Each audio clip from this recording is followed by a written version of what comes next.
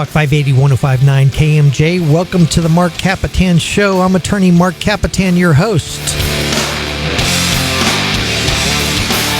Today's show is brought to you by the Kapetan Brothers Law Firm, serving the Central Valley since 1995. If you or anybody you know has been injured in an auto accident, a truck accident, or a motorcycle accident, give us a call at 559-498-8000. Or if you've been arrested or cited for a criminal offense, call us 559-498-8000. Kapetan Brothers, we are the Valley's law firm.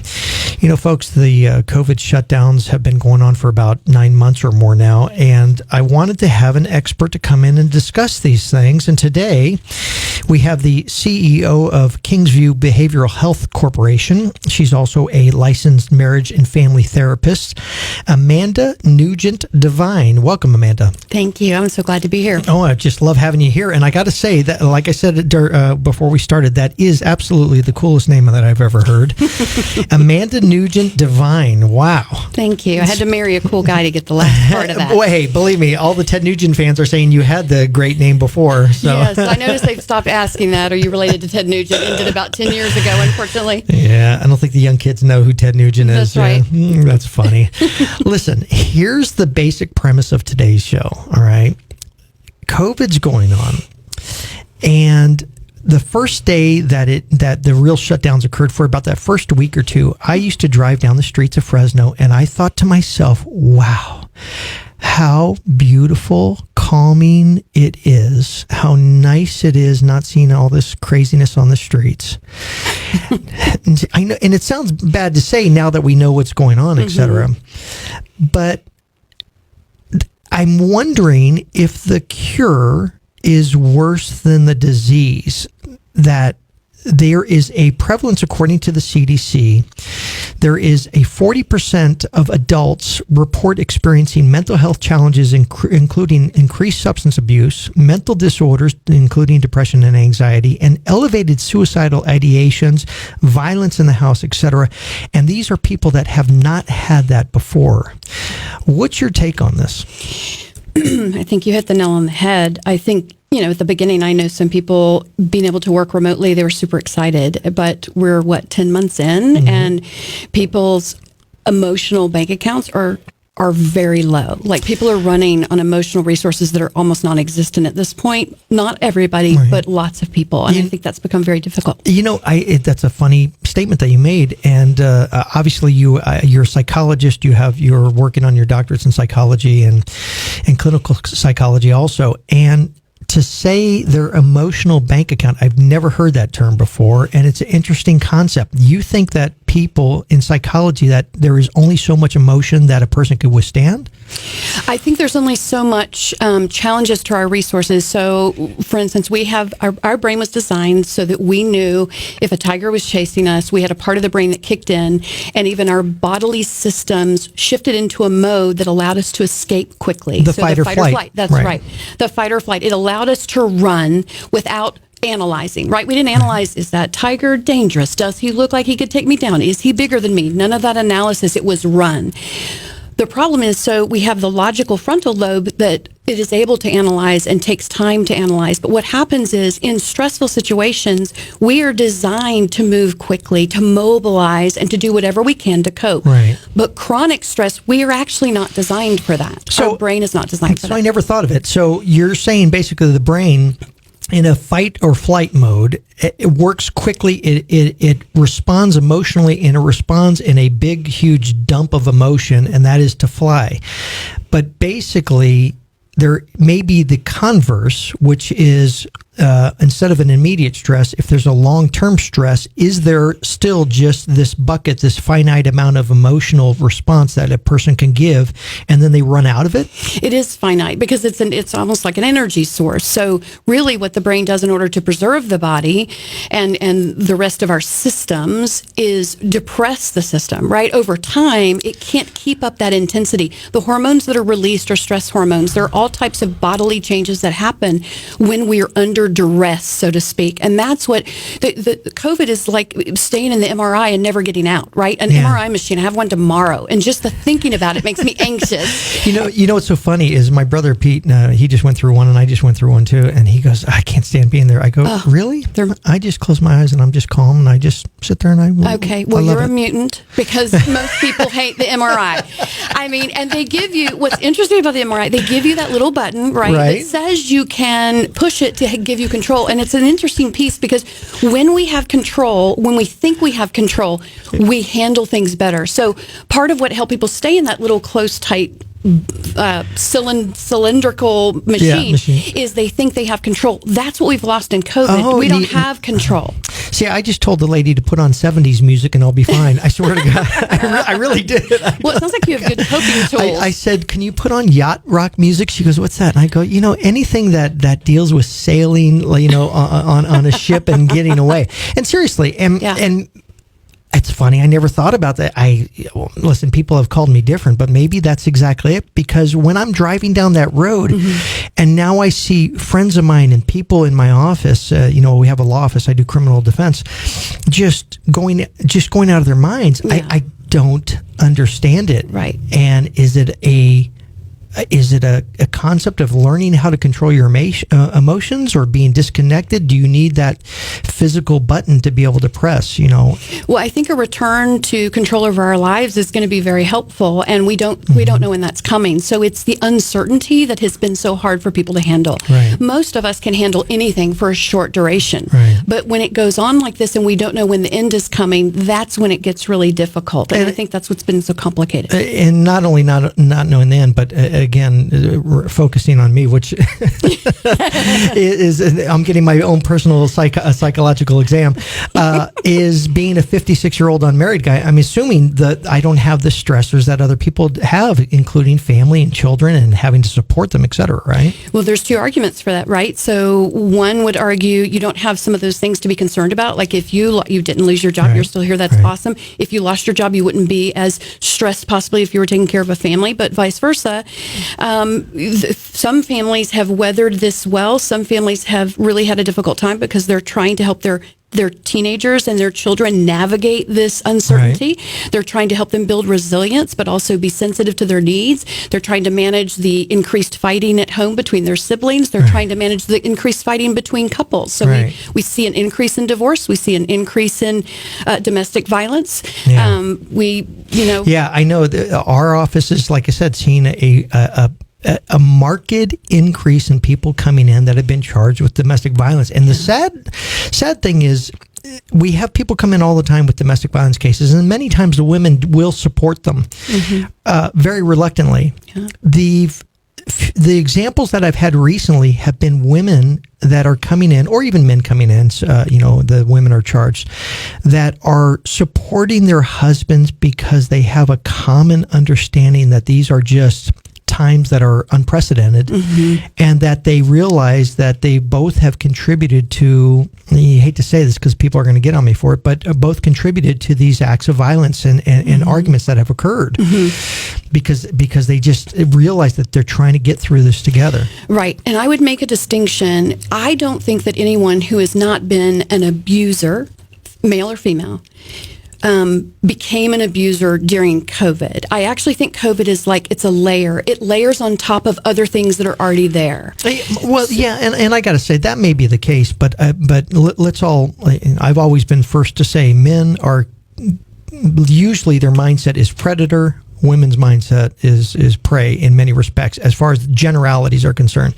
So they may always have the tendency of being more the predator. They may not have had any ideations of abuse before this, but yeah, it is bringing out whatever that internal natural instinct is. I think there's an exacerbation of some issues that have been there. Now, we can talk about too that fighting certainly increasing definitely can worsen when we're feeling under pressure. It's that pressure cooker analogy where, man, the steam has to come out, and when you're not releasing it, it's going to get worse. Let's talk a little bit about this when we come back. We are on with Amanda Nugent Devine, CEO of Kingsview Behavioral Health Corporation, and we'll be right back after this. This is the Marc Kapetan Show on KMJ.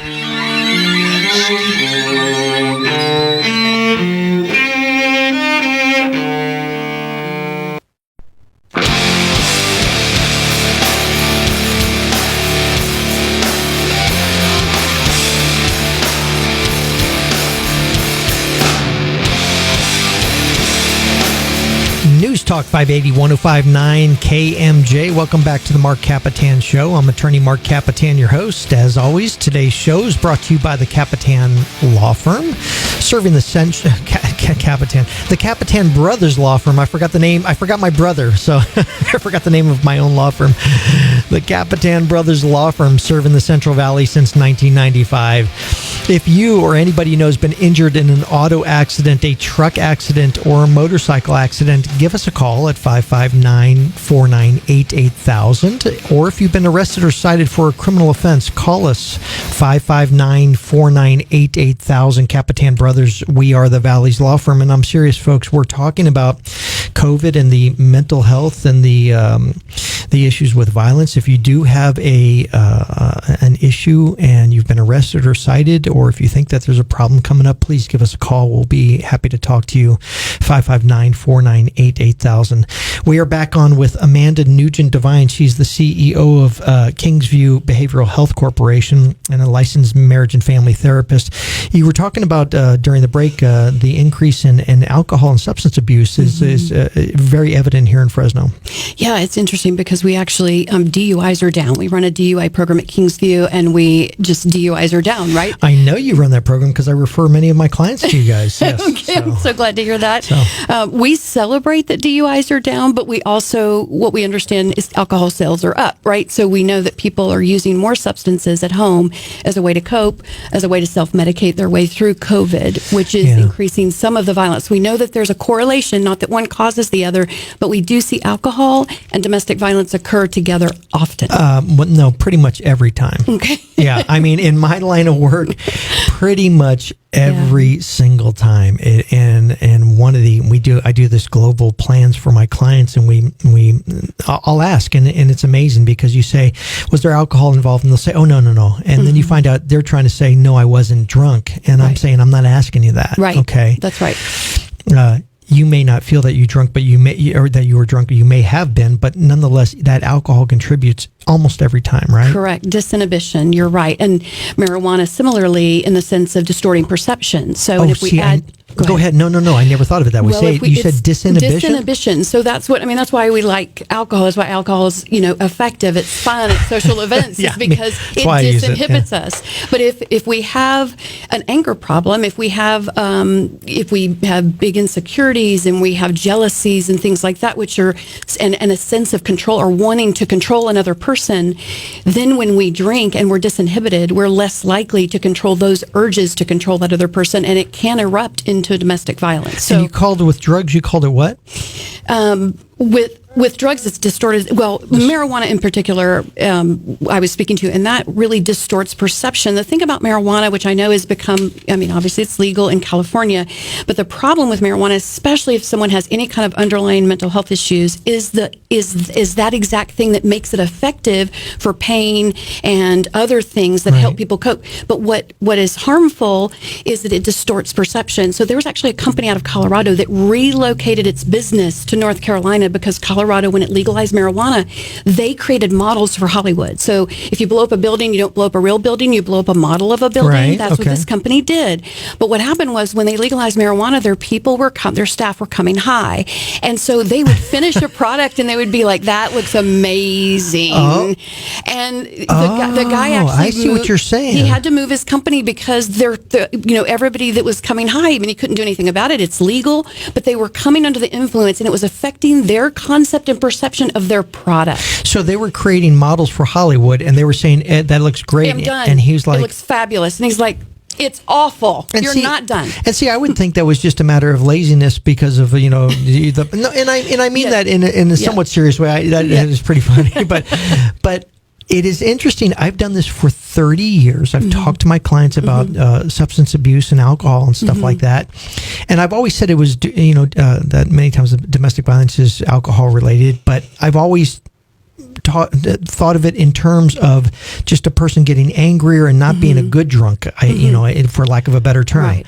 But the terminology disinhibition for the alcohol and distorted perception. I've wrote it down. I've never thought of about that before. Yeah, and we know that domestic violence really comes from a sense of a feeling that they want to control that other person. So we know that a lot of people don't leave relationships because they have been isolated. So to effectively be a domestic abuser, one of the first steps they do is to isolate their victim, and then they begin to have things or set up things like maybe financially completely supporting them, which sounds really good in the beginning, right? Until the person starts abusing you, then you feel like you can't leave because how are you going to support yourself? What Absolutely. if I'm homeless?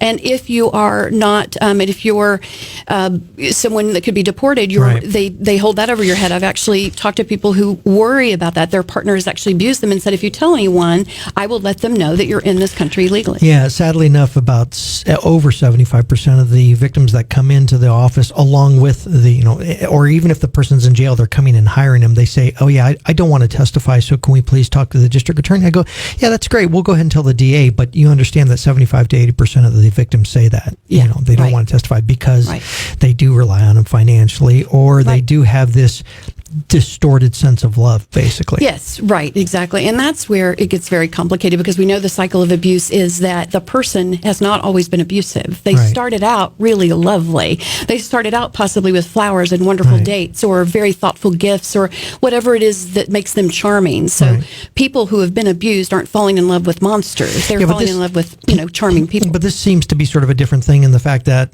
you could say that an abuser wants to control, but now they have almost the ultimate control because they're stuck at home. The wife or the victim's not allowed to go out. And so there's got to be other stressors other than just the fact that they're trying to control.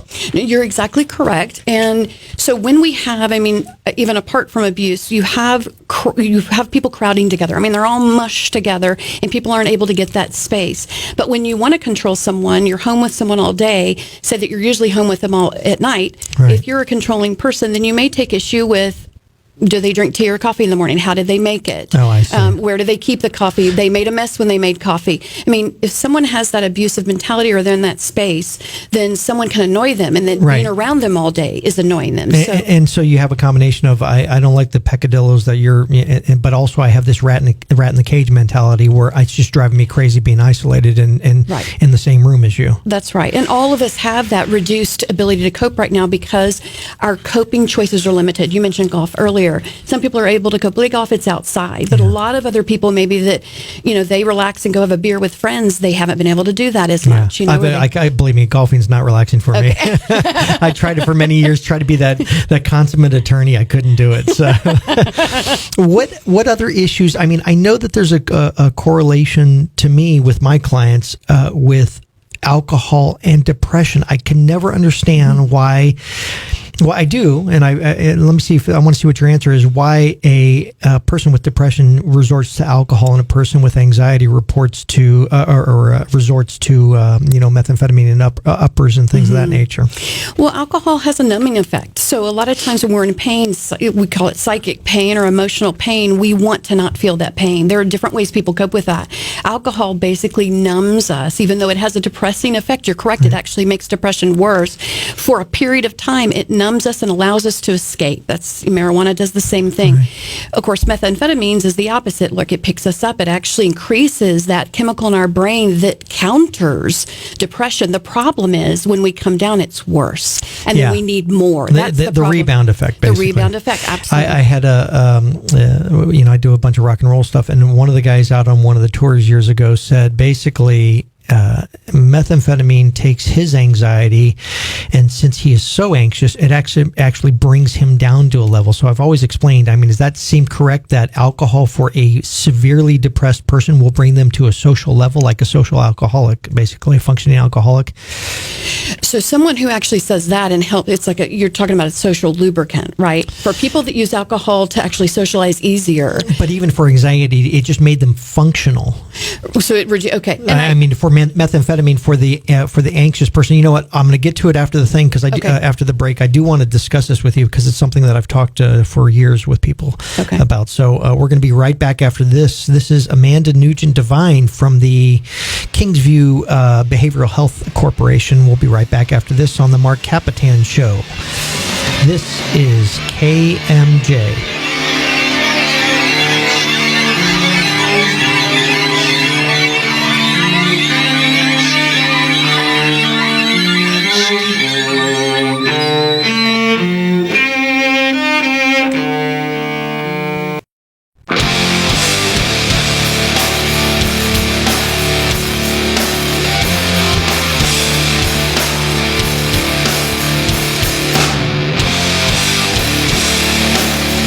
News Talk 580 1059 KMJ. Welcome back to the Marc Kapetan Show. You know, I'm going to do something, folks. I'm going to pot down this music and I'm going to have just a serious discussion with you. We are on with Amanda Nugent Devine. She's the Kingsview Behavioral Health CEO, and she's a licensed marriage and family therapist.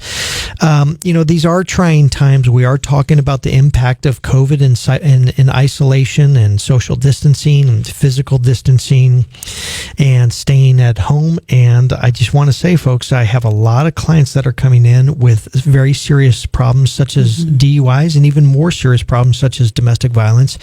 If you or anybody you know's been in, has been arrested or cited for a criminal offense, it's a free phone call, 559-498-8000 to call the Kapetan Brothers Law Firm.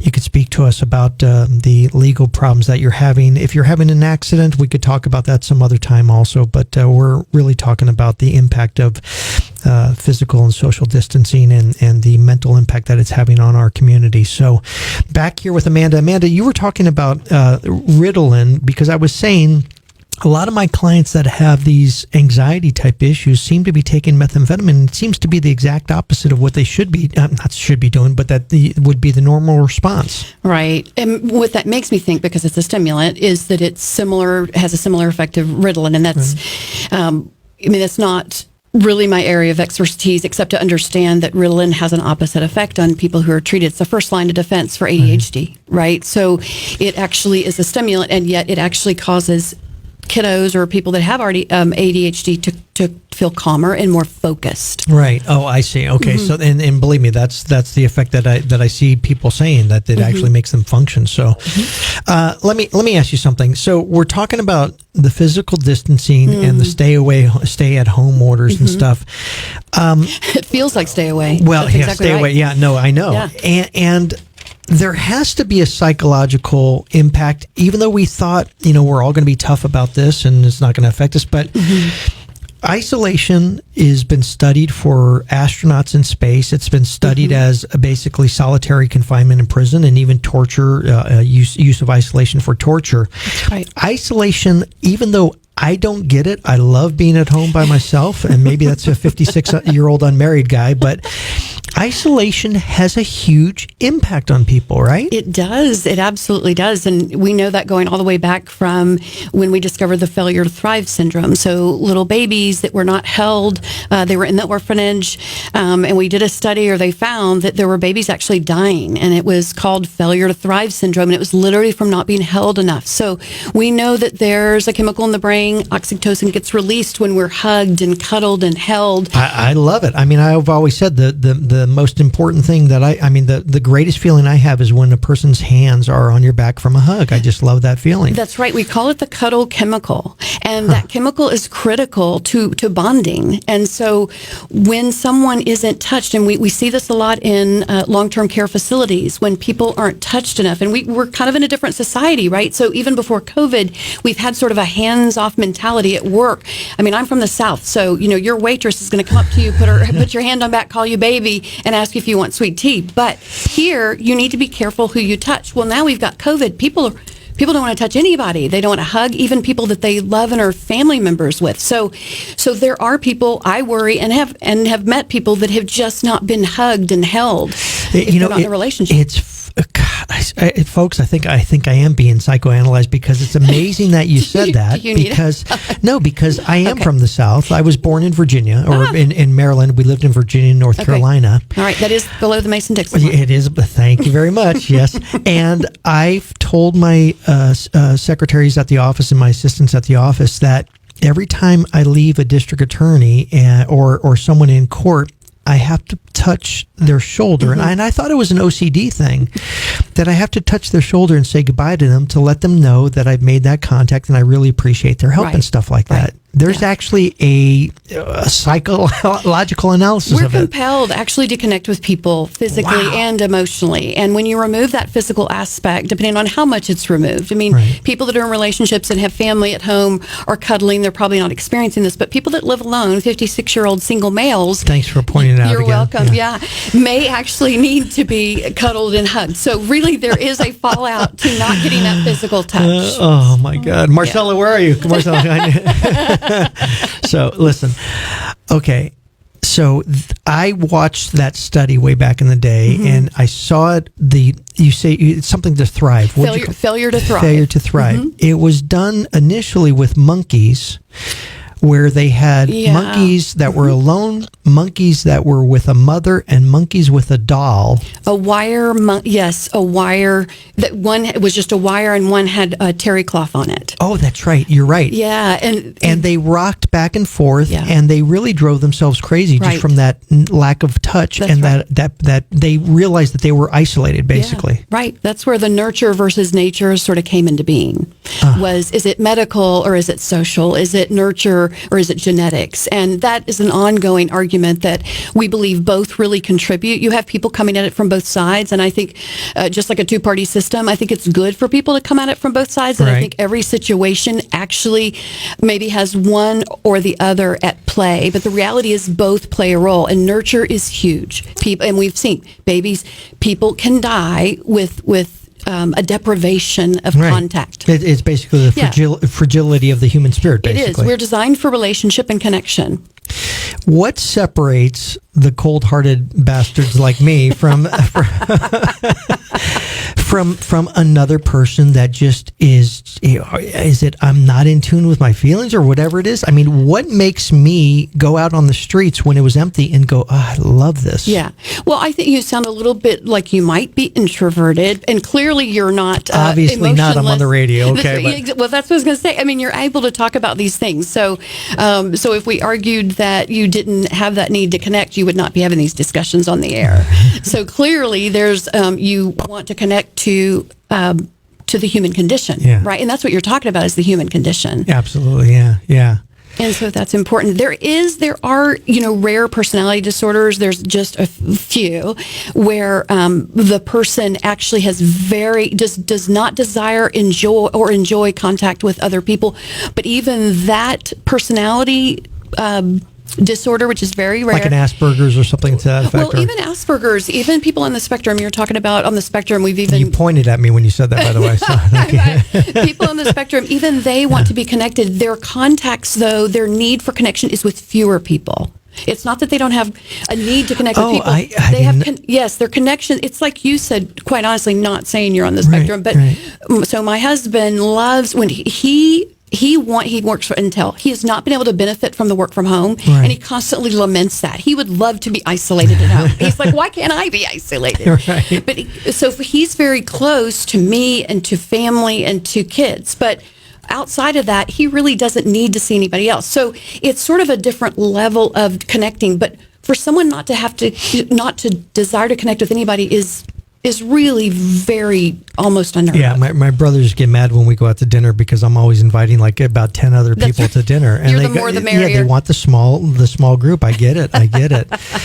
Let me ask you this. Is there a combination that you think is occurring with increase in substance abuse with this isolation?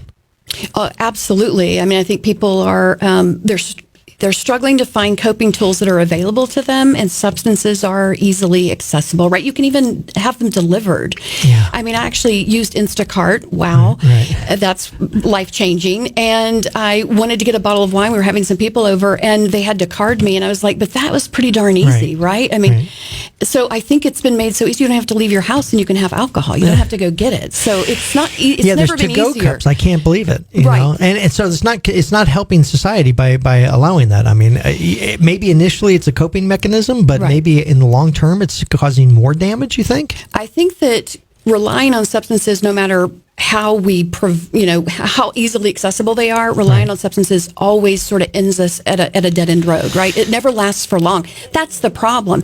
Meth or any of those unhealthy mechanisms or coping tools, the reason they don't work, and this is not about being anti-substance. I mean, I love a good glass of wine. The problem is it doesn't last. Well, believe me, mine didn't last in my house either, because I usually have a bottle that lasts for years and years, and the one bottle I had went in that first month went away in no time.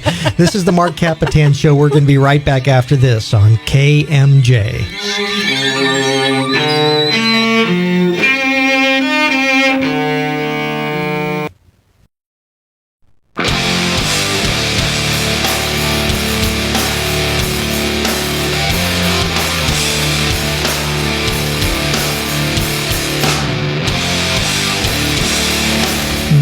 Talk 580 1059 KMJ. Welcome back to the Marc Kapetan Show. I'm attorney Marc Kapetan, your host. And as always, this is brought to you by the Kapetan Brothers Law Firm, serving the Central Valley since 1995. If you or anybody you know has been injured in an auto accident, a truck or a motorcycle accident, give us a call at 559-498-8000. Or if you've been arrested or cited for a criminal offense, call us at 559-498-8000. Kapetan Brothers, we are the Valley's law firm. Folks, I'm going to give you a more important phone number. We're on with Amanda Nugent Devine. She's the CEO of Kingsview Behavioral Health. We're talking about COVID and the stressors that are occurring with people.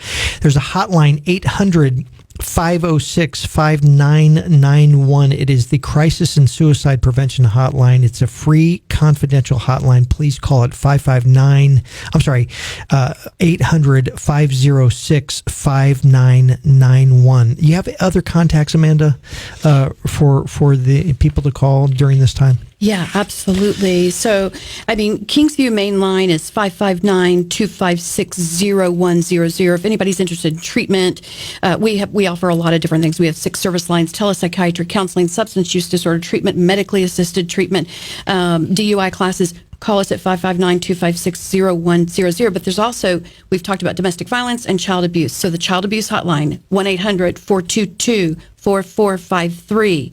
The domestic violence hotline, 1-800-799-7233. The last 4 digits spell SAFE. And then, of course, the Marjorie Mason Center, 559-237-4706, Fresno's very own specialty program. Exactly. Nicole program. Linder, they do great work there. Yeah, so look up Kingsview, look up the Marjorie Mason Center, call the hotline, the crisis hotline that we talked about before. Folks, it's very important because one of the big problems that we're having right now, Amanda, is that the mandatory reporters aren't having the ability to do their mandatory reporting when it comes to child abuse. And I understand that there's a marked increase in child abuse, suicide attempts by young people, et cetera. And that's because no one's in school, right? Right. So it's very interesting that the numbers, we hear that actual reporting, child abuse reporting, is down because of what you said, that we do not have those reporters' eyes, those mandated reporters interacting with kids. Right. We actually have kids home sometimes with their perpetrators, and we don't have anybody else's eyes on the situation, which is very worrisome, of course.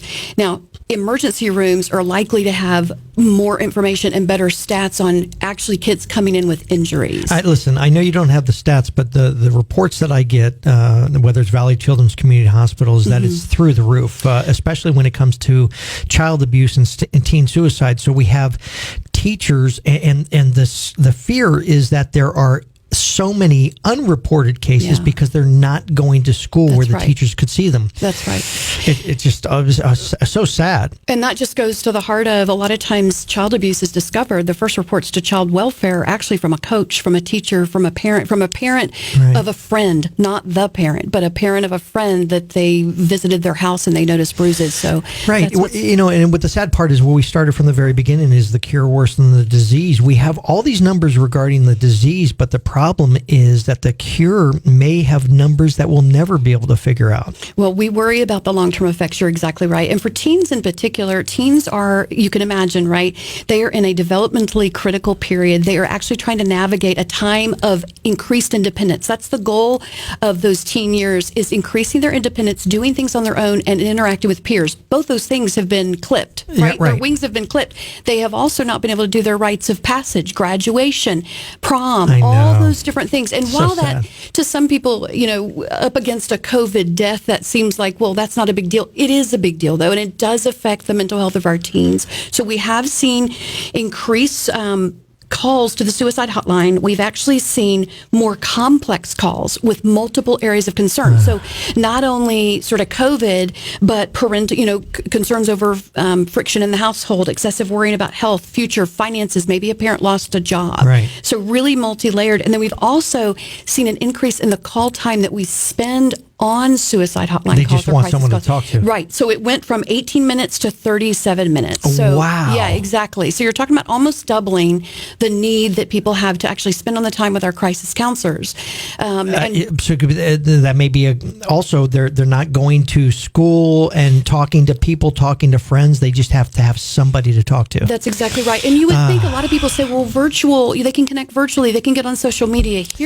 There's many good things about social media, and I love it for teens to some degree. But okay. But here's the downside of social media. When a teen looks at their unfiltered life at home, right? Their unfiltered world and reality, and they compare it to the filtered world that someone is displaying on TikTok or any of those other social media, that is very depressing, right? Oh. Because filtered, when I put stuff on Facebook, I can tell you I post about every 6 months because that's when I'm going to post a fun picture of family at Christmas time and then again at 4th of July.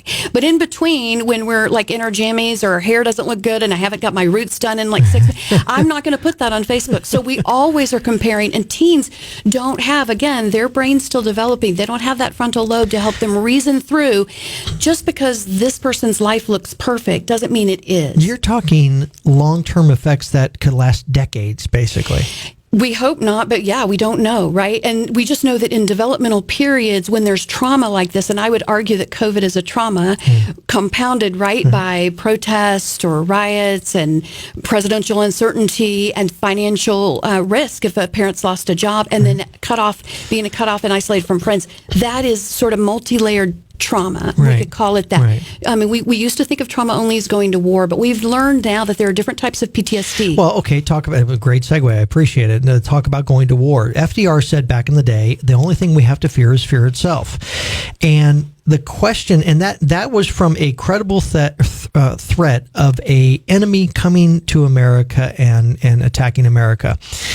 Is what he's saying applicable in this situation, that by cowering to the threat and isolating ourselves and staying inside, we are not mentally fighting back, and we don't have that mental stimulation of I will be all right. If I may die from this, but I at least have to mentally take this on.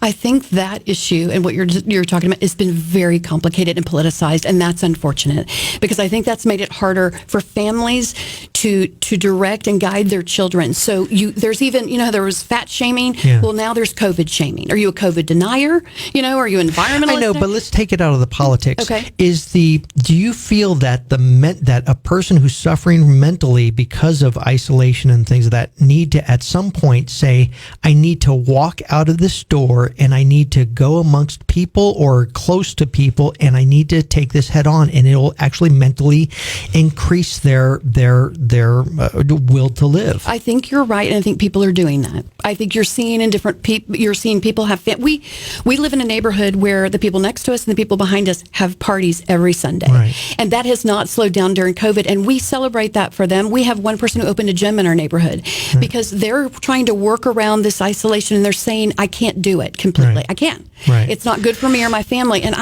we respect that.